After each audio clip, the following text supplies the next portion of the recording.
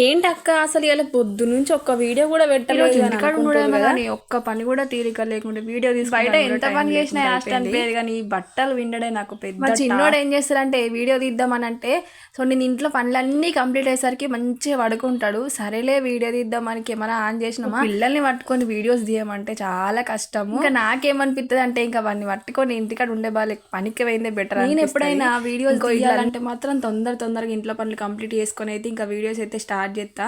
ఎందుకంటే ఇంకా నాకు అదో టెన్షన్, అరే పొద్దు నుంచి ఒక వీడియో పెట్టింది మన కిచెన్లోకి వచ్చేసరికి అన్నం అంతా చీమలు పట్టేసినాయి. ఎందుకు అట్లా అవుతుందో తెలుస్తలేదు. ఇంక ఎండకైతే పెట్టేసిన.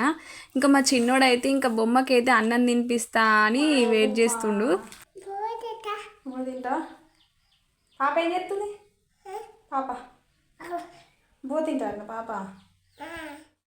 ఈరోజు అయితే లాంగ్ వీడియో చేయాలనుకుంటున్నా. సో ఏ కంటెంట్ అయితే బాగుంటుంది కామెంట్ చేయరు. ఇంకా నేనైతే మోనిటైజేషన్ గురించి అనుకుంటున్నా. మీరేమంటారు మరి?